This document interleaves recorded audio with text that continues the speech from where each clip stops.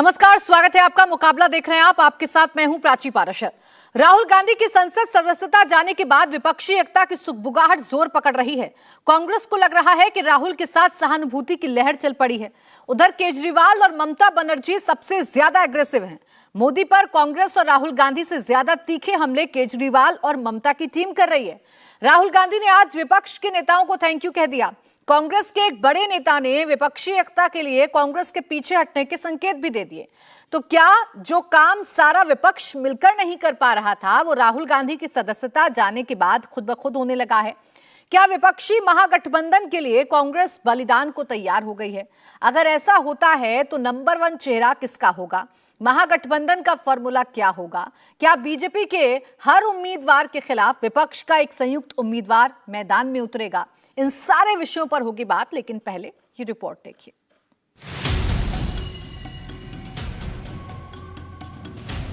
संसद की सदस्यता जाने के बाद राहुल गांधी आज सामने आए। केंद्र सरकार और पीएम मोदी पर आरोप लगाए। एक बार फिर अडानी का नाम लिया, एक बार फिर सावरकर का नाम लिया।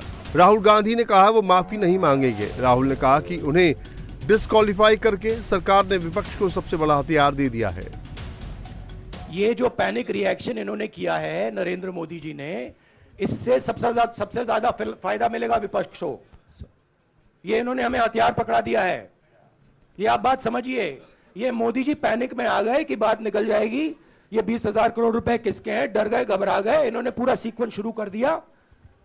ये विपक्ष को सबसे बड़ा इन्होंने हथियार दिया कि माइंड में यह सवाल उठा है कि इस भ्रष्ट व्यक्ति को हिंदुस्तान का प्रधानमंत्री क्यों बचा रहा है।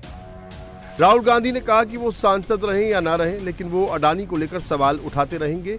कांग्रेस आगे की रणनीति बनाने में जुटी है, लेकिन राहुल गांधी और कांग्रेस नेताओं के बयान से साफ है कि कांग्रेस इसे एक मौके के तौर पर देख रही है। सवाल यह भी है कि क्या 2024 में राहुल का डिस्क्वालिफिकेशन सरकार के खिलाफ हथियार बनेगा? राहुल के डिस्क्वालिफिकेशन से 2024 के लिए समीकरण बनेगा।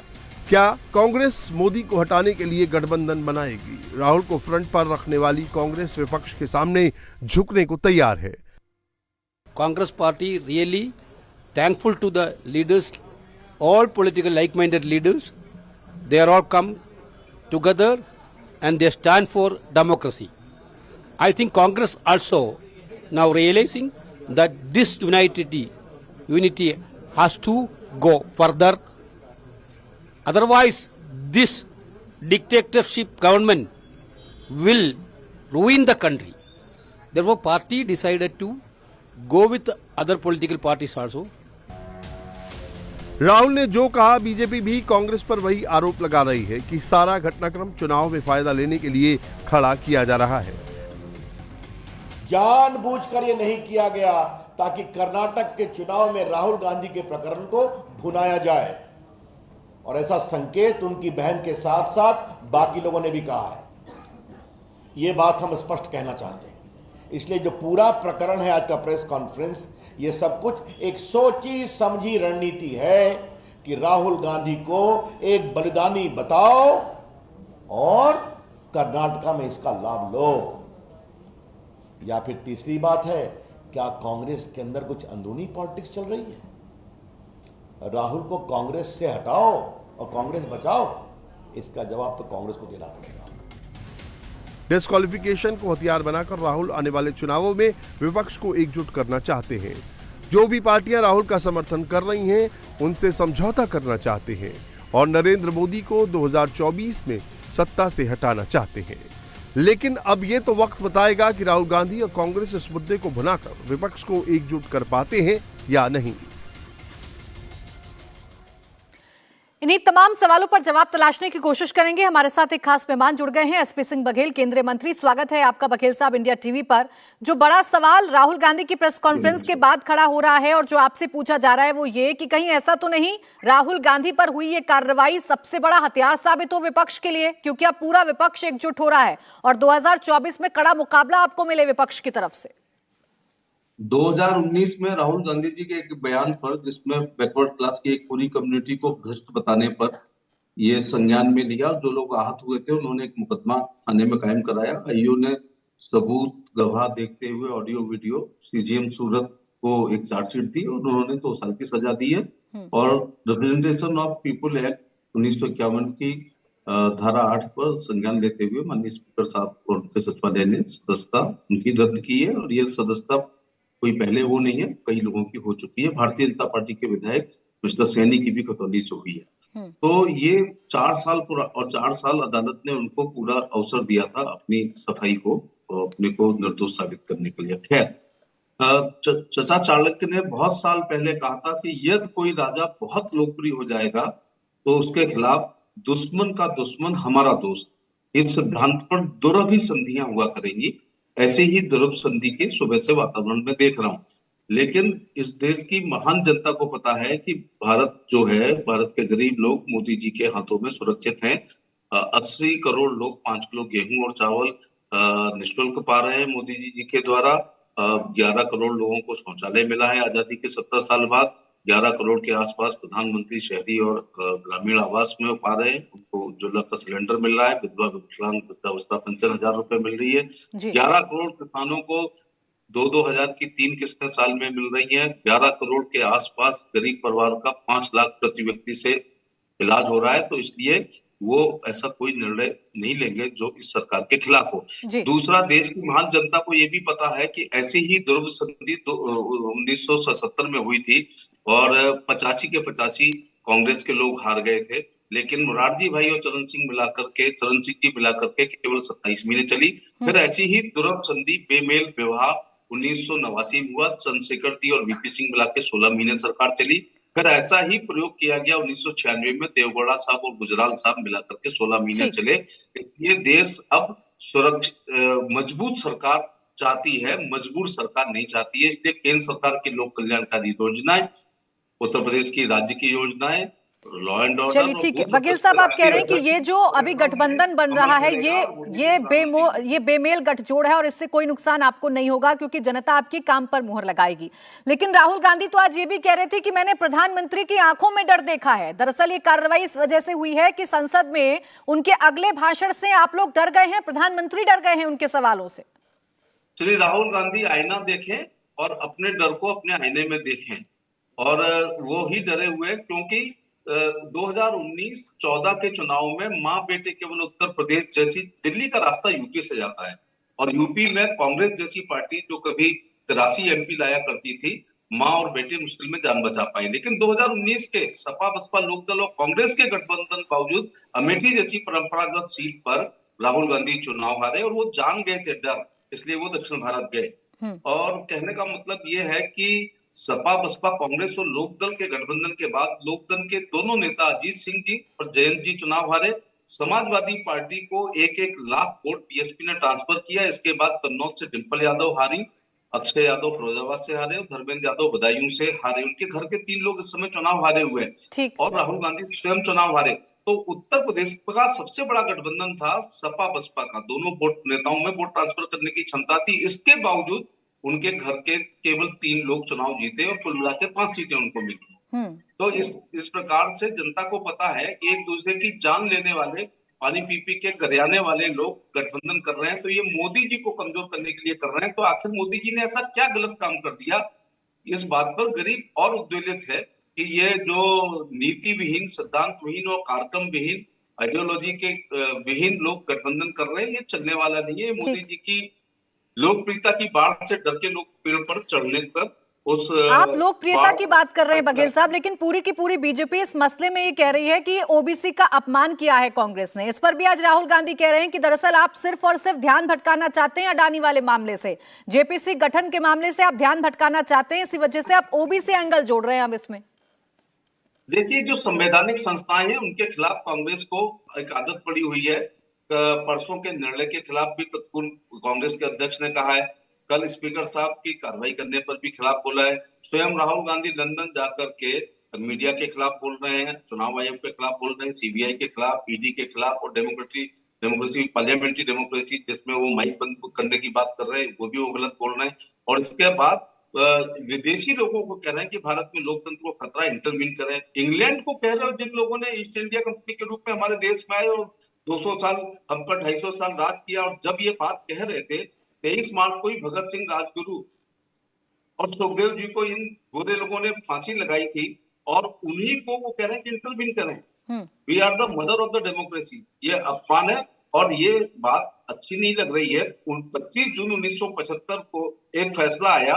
तब मैं बैकग्राउंड में नई पीढ़ी को बता दूं कि श्रीमती इंदिरा गांधी रायबरेली से चुनाव लड़ी। उनके निकटतम प्रतिद्वंदी राजनारायण जी ने एक रिट इलाहाबाद उच्च न्यायालय में की और जस्टिस सिन्हा ने इलेक्शन को बोगस मानते हुए इंदिरा गांधी जी को 6 साल के लिए डिबार किया। तो वो हाईकोर्ट सुप्रीम कोर्ट नहीं गई बल्कि आपातकाल लगाया और अटल जी, अडवाणी जी, कुशाभाऊ ठाकरे, नानाजी देशमुख से लेकर के जॉर्ज फर्नांडिस और मधु टंडन। मेरा कहने का मतलब है कि सभी तहसील लेवल के संपूर्ण विपक्ष को उन्होंने जो है जेल में भेजा। तो black day of the democracy. तो उनके मुंह से ये बातें अच्छी नहीं लगती हैं।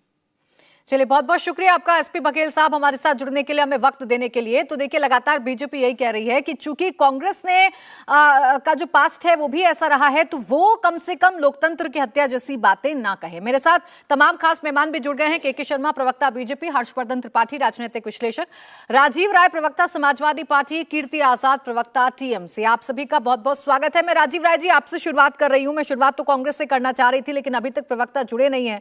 अभी एसपी सिंह बघेल साहब को आप सुन रहे होंगे, वो कह रहे हैं कि ये जो कोशिशें हो भी रही हैं विपक्ष की तरफ से अब एकजुट होने की, क्योंकि राहुल गांधी के मसले पर आप तमाम लोग अब एक सुर में लाते हुए नजर आ रहे हैं, ये कोशिशें बिल्कुल बेकार हैं। इससे पहले भी कोशिशें हो चुकी हैं और यूपी में तो कई बार आपकी पार्टी ने कोशिश करने की देखा, लेकिन कुछ नहीं हुआ, वोट शेयर आपका और ज्यादा घट गया।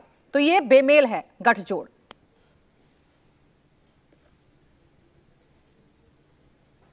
राजीव राय जी।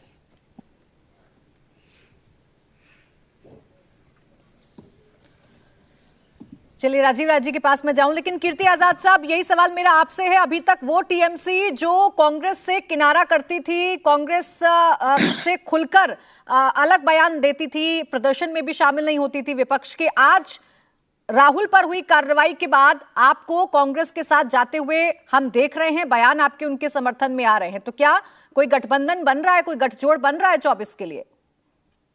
बयान जो आ रहे हैं वो तानाशाही के विरुद्ध आ रहे हैं। जिस प्रकार की कार्रवाई हुई है, मुझे कतई भी जो अदालत के अंदर जो फैसला दिया गया उसके ऊपर कोई भी मुझे संशय नहीं है, न मुझे कुछ कहना है। जो उन्होंने किया वो उन्होंने किया, लेकिन कम से कम स्पीकर साहब तो इंतजार कर सकते थे, क्योंकि 30 दिन की अपील करने का उनको मौका तो मिला था। ये मुझे मालूम है कि उनकी सदस्यता निरस्त हो गई, लेकिन 30 दिन रुक तो सकते थे। यही मामला यदि कोर्ट में, ऊपर के कोर्ट में जाकर अगर पलट जाए तो फिर कहां शक्ल दिखाएगी भारतीय जनता पार्टी। और इसका कारण केवल इतना है, जो ममता बनर्जी ने भी ये कहा है कि लोकतंत्र की हत्या हुई है। इसके अंदर नैतिकता के आधार पर भी इंसान को कोई भी व्यक्ति जानता है, हम सभी लोग जितने पैनल पर बैठे हैं या जितने हमारे दर्शक इस लोकप्रिय चैनल के हैं वो जानते हैं कि यदि किसी के ऊपर कन्विक्शन हो तो उसको इतना अधिकार, नेचुरल जस्टिस होता है, जूरिस्प्रूडेंस होता है कि उसको अवसर मिलता है कि वो ऊपर कोर्ट में जाकर अपनी अर्जी रख सके और उसको पलटवाने की कोशिश करे। ऐसी परिस्थिति में जो फुर्ती से 40 घंटे भी नहीं लगाए गए और दिखा दिया इन्होंने कि इनके मन में मंशा क्या थी। एक्चुअली असल मायने में मंशा ये है कि अदानी के ऊपर कुछ सामने ना आए, और अदानी के ऊपर ना बात कर, नीरव मोदी भी था उसमें। नीरव मोदी जैसा भगोड़ा जिसको आज तक ये लेकर के नहीं आ सके, ललित मोदी जैसा भगोड़ा जिसको वापस लेकर नहीं आ सके, आज यह पिछड़ी जाति कर रहे हैं। मैं आपको बताना चाहता हूं कि संसद में एक पीलू मोदी थे, साथ ही में एक्टर थे सौरभ मोदी, गवर्नर रहे उत्तर प्रदेश के 1947 से 52 तक श्री बीपी मोदी, एक हमारे बहुत बड़े उद्योगपति रहे रूसी मोदी, ये सभी पारसी थे। ललित मोदी मारवाड़ी, नीरव मोदी बनिया, सैयद मोदी मुसलमान, जो देश का सबसे बढ़िया बैडमिंटन प्लेयर था अपने जमाने में। तो यह कोई भी आदमी, कोई भी राजनीतिक व्यक्ति ऐसा कोई भी स्टेटमेंट, वक्तव्य नहीं देगा जिसको लेकर किसी जात पर, किसी भी मजहब पर किसी को धक्का लगे। तो यह केवल बात को बांटने के लिए, अडानी से बात को हटाने के लिए अब पिछड़े का ले आते हैं, कभी कुछ कहते हैं। इनको आपको अंत में खत्म कर रहा हूं। पहले हमारे ममता जी ने कहा था कि राहुल गांधी भारतीय जनता पार्टी का टीआरपी है। अब यह टीआरपी हट गई। अब आगे क्या होता है कोर्ट के अंदर, वह तो कोर्ट बताएगी।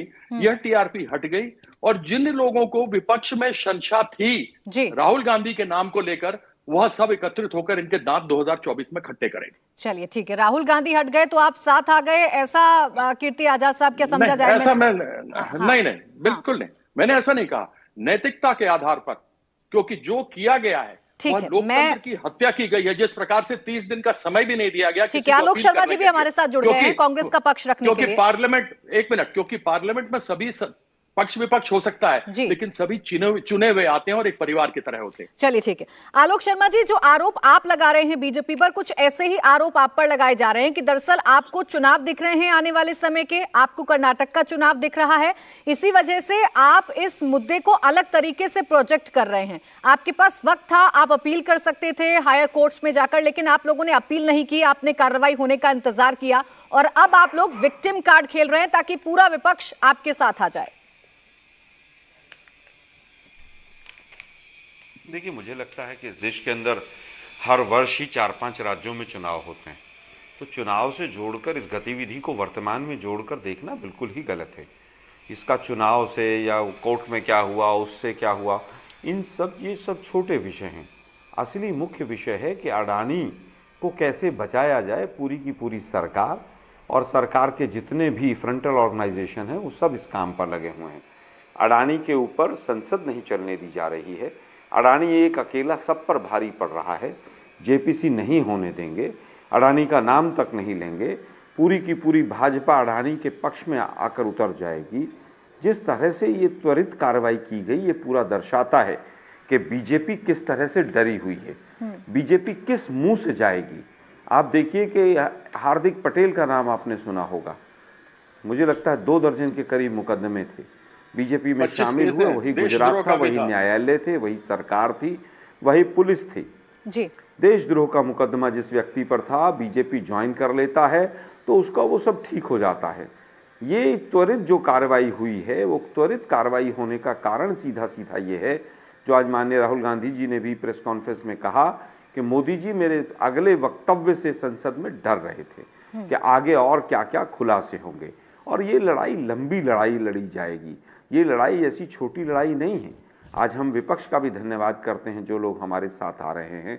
आप देखिए किस तरह से जानबूझकर एक गलत केस बनाया गया।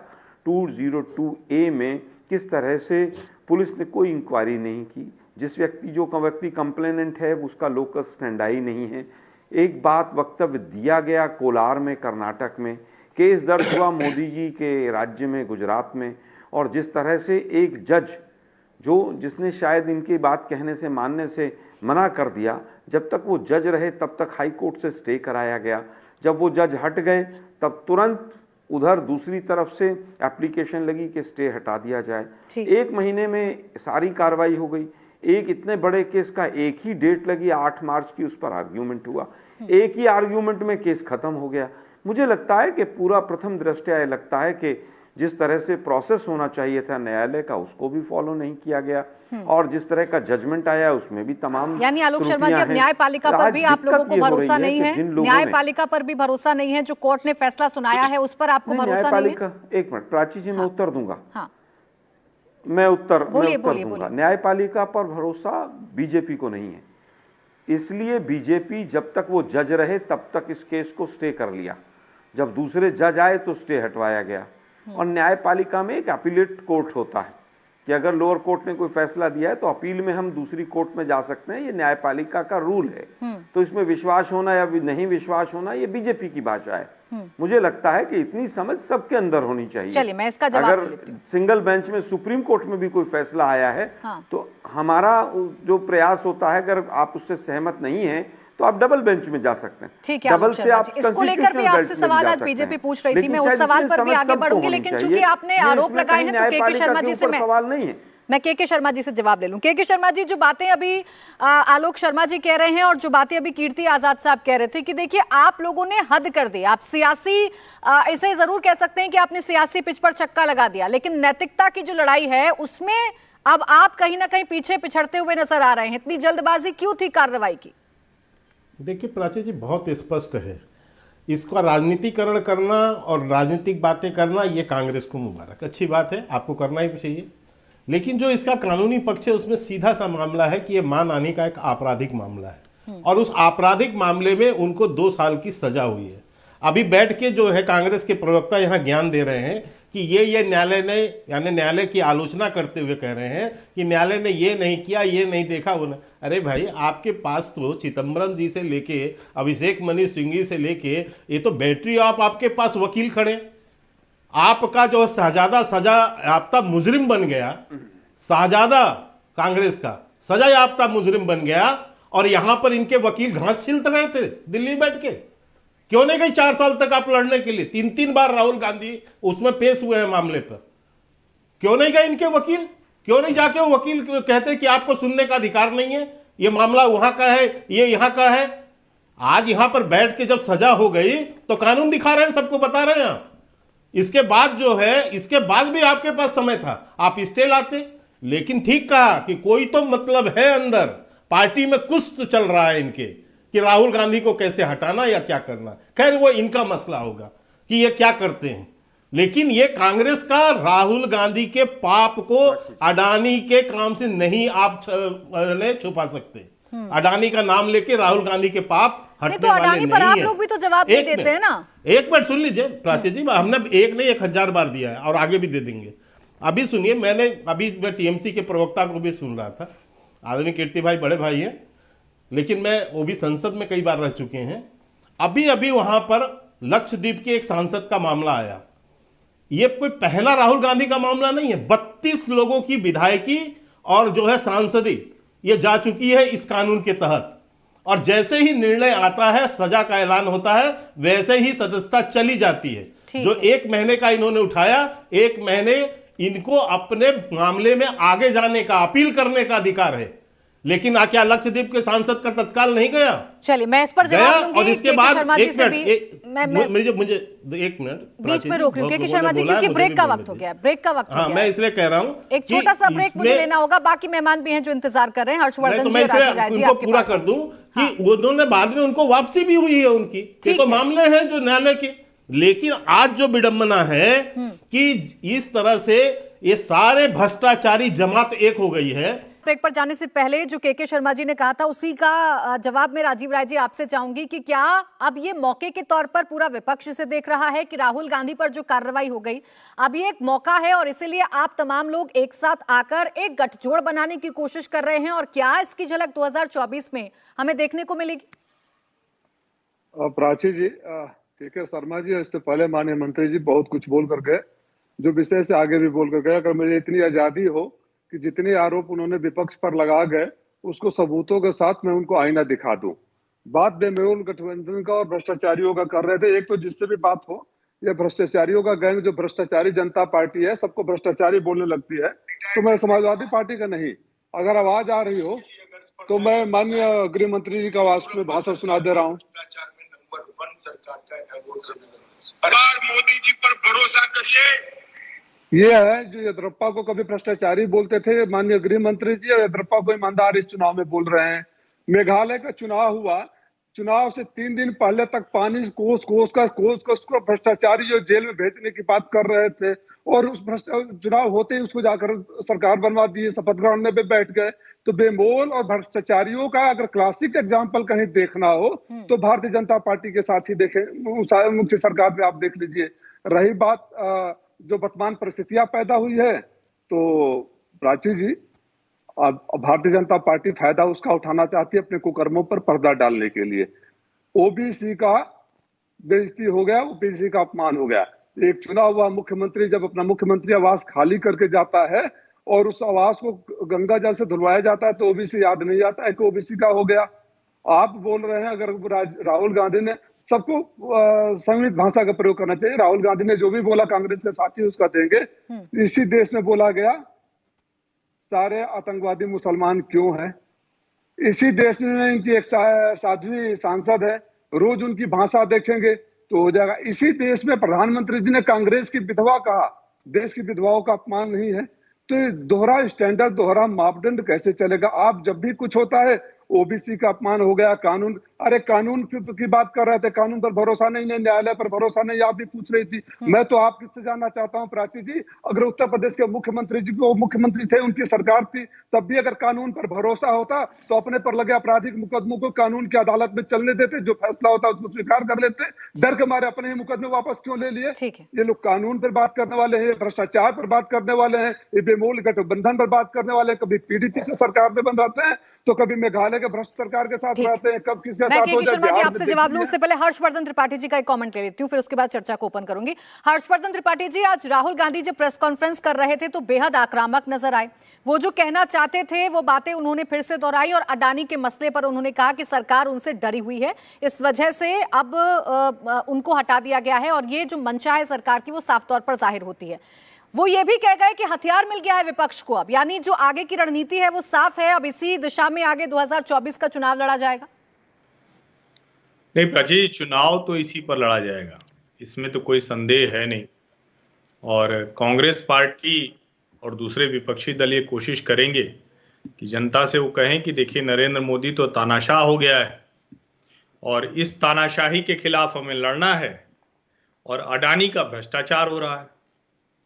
लेकिन जनता के मन में भी तो कुछ सवाल आएगा और आज की प्रेस कॉन्फ्रेंस देखते हुए 2-3 सवाल आएंगे कि राहुल गांधी को गुस्सा आता है तो पत्रकार को कह देते हैं हवा निकल गई। जो बेचारा कांग्रेस बीट कवर कर रहा है, जो लोग जानते हैं वो जानते हैं कि पत्रकार ऐसा नहीं है कि कोई भी उठ के किसी भी प्रेस कॉन्फ्रेंस में चला जाता है, बाकायदा बीट होती है। और ये जो पत्रकार हैं जिनकी हवा निकल गई वो कांग्रेस ही कवर कर रहे थे, तो कांग्रेस कवर करना मतलब हवा निकलना है। फिर एक पत्रकार ने पूछ दिया कि भैया आपके अगल बगल दोनों तो, एक अशोक गहलोत एक भूपेश बघेल, चेहरा बन गया, जवाब अभी तक नहीं आया। आप कह रहे हैं जांच कराओ, जो दोषी पाया जाए हमारा मुख्यमंत्री भी जेल भेज दो। तो आप अपने वाले में तो कहेंगे कि ठीक है हमारे यहां सब ठीक है, वहां अडानी जी अच्छे हैं, लेकिन अडानी गड़बड़ तब हो जाते हैं जब वो कोई किसी भी तरह से कोई सिरा केंद्र सरकार से जुड़े। और आप जिस तरह से बात कर रहे हैं, क्या कांग्रेस ये कह रही है कि इसके पहले जो भी उद्योगपति दुनिया में काम करता था उसको भारत की सरकार ही सब करती थी क्या? भारत का प्रधानमंत्री, भारत के लोग जो उसकी सरकारें होती थी।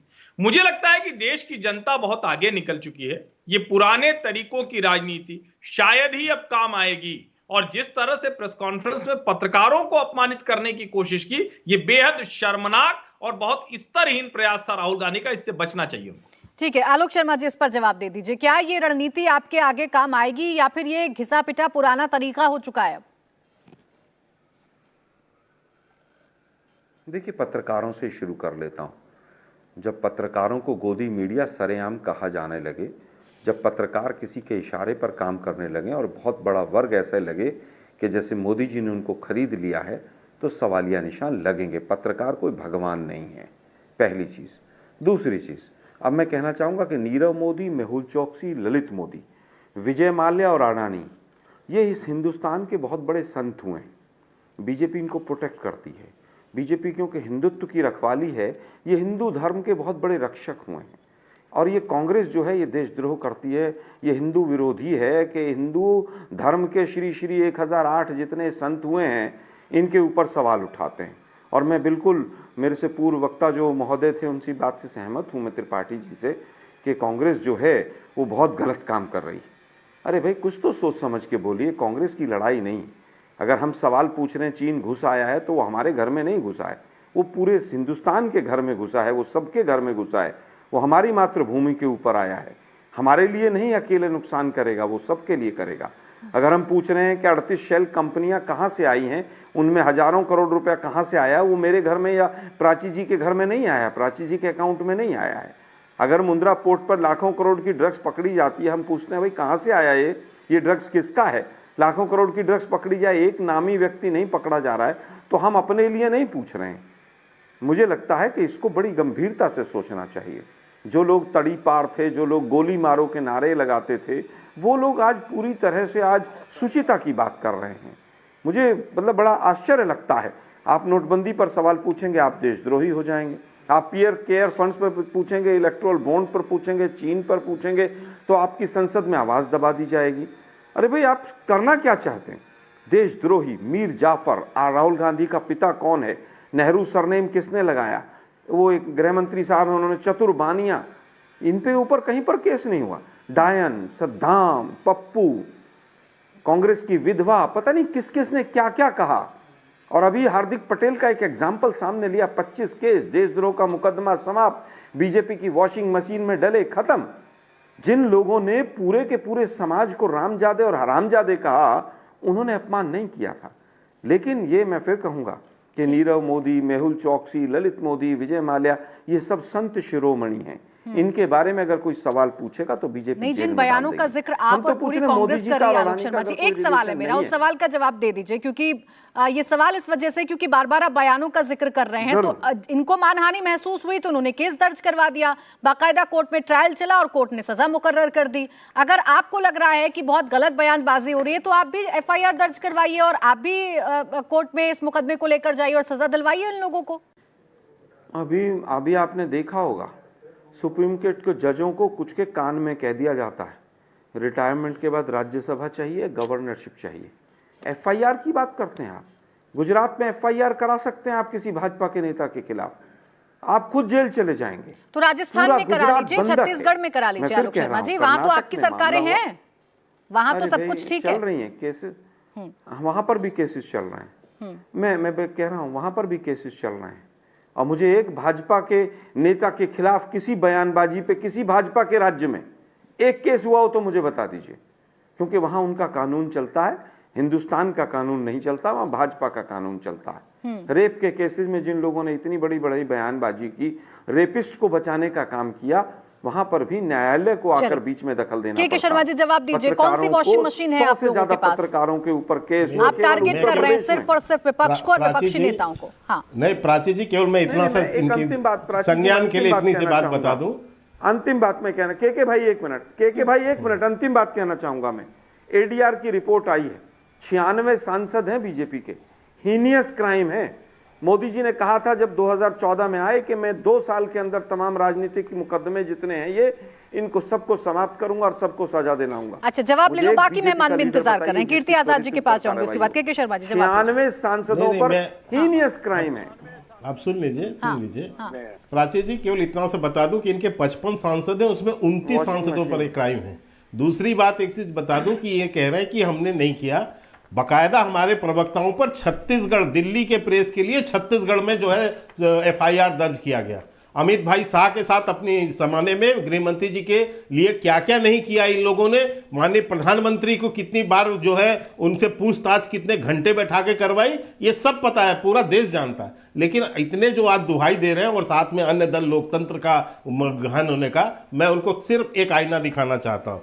ये बयान है आज का प्रमोद तिवारी जी का, और ये है 9 बार के विधायक और कांग्रेस के सबसे बड़े प्रतिष्ठित सांसद। ये क्या कहते हैं, इनको कैसा लोकतंत्र चाहिए कांग्रेस को? कांग्रेस को लोकतंत्र ऐसा चाहिए कि सजा पर गांधी के परिवार के लिए अलग कानून बने। ये बयान है, ये कांग्रेस की डिमांड है आज की, कि गांधी परिवार के लिए अलग कानून बनाया जाए उनको सजा के लिए। बयान नहीं, ऐसा लोकतंत्र चाहिए, राजवंश के लिए, राज परिवार के लिए। आप सुनिए, अरे सुन लीजिए एक मिनट भैया, सारे उसमें है भैया, झूठ बोल रहे हैं, ऐसा बयान ये बयान मैं आपको दिखा रहा हूँ। बयान क्या है? अरे सुन लीजिए, कहाँ है क्या गांधी फैमिली के लिए अलग से कानून बनेगा? ऐसा हुआ बिल्कुल साहब, इसकी हेडलाइन पढ़िए। माफी मांगना, हाँ मैं चुनौती देता हूँ, या तो आप माफी मांगोगे या मैं मांगूंगा। कौन पैसे लेता, मैं या तो मांगूंगा या आप मांगोगे। प्राची जी अभी आपके यहाँ भी चला है न्यूज, इनको निकाल के सुनाइए, तो मुझे बताइए कहाँ है। मैं आपको बता देता हूं, इसके नीचे की भी हेडलाइन बता देता हूं। उन्होंने कहा है क्रिमिनल का, एक मिनट, नो, ये नहीं कहा है भैया जी, सफाई मत दो यहाँ पर बैठ के। प्राची जी मेरा टाइम मत वेस्ट कराइए, मेरा टाइम मत वेस्ट कराइए। IPC में लिखा है, आप इनको प्रूफ मैं भेज दूंगा। रुक जाइए, मैं वीडियो में कहिए तो सुना सकता हूं। आलोक शर्मा जी एक सेकंड। के शर्मा जी सवाल ये था कि ढूंढ कर आप विपक्षी नेताओं को ही चुनते हैं। इतनी तेजी अगर बाकी केसेस में आप लोगों ने दिखा दी होती तो कितने लोगों को न्याय मिल जाता? प्राची जी मैं इसका जवाब दे दूंगा, लेकिन मैं पहले उस प्रश्न का दूं जिसके लिए ये आज जो विपक्षी ये कह रहे हैं। तो मैं TMC के सांसद से भी चाहूंगा और अखिलेश जी के भी पार्टी के जो प्रवक्ता बैठे उनसे भी, क्या गांधी परिवार के लिए अलग से कानून बनना चाहिए? आप सहमत हैं इसको लेकर? ये बयान है आज प्रमोद तिवारी का। दूसरी बात, ये बात भाई गांधी आप के जो जगह है कानून होना चाहिए। पत्रकारों आप के इंडिया टीवी पे साथ बैठे हैं आप कह रहे हो इस देश में जो है सोच के लोकतंत्र बोलो। समाप्त हो गया और और एंकर आप महोदय को पत्रकारों के बताइए साथ कि ऐसा बदतमीजी कोई करो, statement आया भी है कि नहीं आया, मीडिया वो के तो साथ नहीं। बदतमीजी करो, इंडिया टीवी पे ये 4 बार लोकतंत्र आपको आलोक चाहिए। शर्मा जी ये और आप के उनको शर्मा जी, डांटो, आप बार बार उनको अगर एंकर फटकारो। महोदया को बीच में लाएंगी तो मैं सिर्फ इतना ही कह सकती हूँ कि ये आप लोगों के अपनी व्यक्तिगत राय है सर। जब मैं बीच में टोकने लग जाती हूँ तो आप लोग फिर गुस्सा हो जाते हैं, आप ही हम पर सवाल खड़े करने लगते हैं ना। आप तो सबसे ज्यादा सवाल खड़े करते हैं आलोक शर्मा जी, आपने तो शुरू में ही कहा पत्रकार आपसे सवाल पूछ ले तो उस पत्रकार पर आप सवाल खड़े कर देते हैं, उससे जने कौन कौन सी लॉबी का बता देते हैं। प्राची जी, अगर कोई सवाल तो आप लोगों को भी बर्दाश्त नहीं है, आपको रोकने का फर्ज है उसमें। आप मुझे मेरा फर्ज मत बताइए आलोक शर्मा जी, कौन कहाँ कितनी बार गलत बोलता है ये आप बखूबी जानते हैं। तो आप मुझे मेरा फर्ज मत बताइए, कितनी बार मर्यादाओं को तार तार आप लोग करते हैं। कीर्ति आजाद जी, प्राची जी मुझे जवाब देने दीजिए। के शर्मा जी सुनिए, प्राची जी ये तो अन्याय है। के शर्मा जी रुकिए ना, कीर्ति आजाद जी आपकी बात का जवाब देना चाह रहे हैं, आपने सवाल पूछा है तो उसका जवाब ले लो। क्या साथ है आप ऐसे लोकतंत्र के? क्यों क्या गांधी परिवार के लिए अलग कानून बनना चाहिए, उसमें वो सहमत है? हाँ ठीक है, कीर्ति आजाद जी। अरे भाई देखिए, इन्होंने अभी मेरे भाई के शर्मा जी ने कहा कि भ्रष्टाचारी सारे एकत्रित हो रहे हैं भारतीय जनता पार्टी के विरुद्ध। तो मैं भारतीय जनता पार्टी के बारे में कहना चाहता हूं, जितना बड़ा भ्रष्टाचारी उतना बड़ा पदाधिकारी। हेमंत बिस्व शर्मा, जिसके ऊपर जाकर माननीय अमित शाह जी ने कहा था कि इसको हम जेल में डलवाएंगे जब हमारी सरकार होगी, आज मुख्यमंत्री हैं। शुभेंदु अधिकारी, जिनके ऊपर नारदा का शारदा का केस हुआ, जिन्होंने माना 2 दिन पहले प्रेस कॉन्फ्रेंस के अंदर कि मेरे से केवल राजनीति में यही गलती हुई कि पैसा लेते हुए शारदा में मैं पकड़ा गया, वह विपक्ष का नेता। नारायण राणे, जिसके बारे में पीएमएलए केस हुआ था, ईडी उसके ऊपर लगी हुई थी, आज वह केंद्र में मंत्री। बोमई, कर्नाटक के मुख्यमंत्री शिवराज सिंह चौहान, आपको याद होगा जो घोटाला वहां पर हुआ था, आज वो बैठे हुए हैं। इस प्रकार से यह सभी लोग, ये दूसरे को ना बोले, कम से कम अपने गिरेबान में झांक लेना चाहिए बोलने से पहले। जिनके घर शीशों के होते हैं, दूसरों के घर पत्थर नहीं मारते। अभी इन्होंने स्टेटमेंट की बात की, कैसे स्टेटमेंट को बदला? आप मुझे बहुत देर से आई हैं, मैंने अभी 1 मिनट भी नहीं बोला है, कैसे इन्होंने स्टेटमेंट को बदला? कीर्ति आजाद जी, मैं माफी के साथ आपको बीच में रोक रही हूँ क्योंकि समय समाप्त हो गया है। बहुत बहुत शुक्रिया आप सभी का हमारे साथ इस चर्चा में जुड़ने के लिए। इंडिया टीवी हर वक्त हर जगह डाउनलोड करने के लिए सर्च करें India TV news Google play store या ऐप स्टोर पर।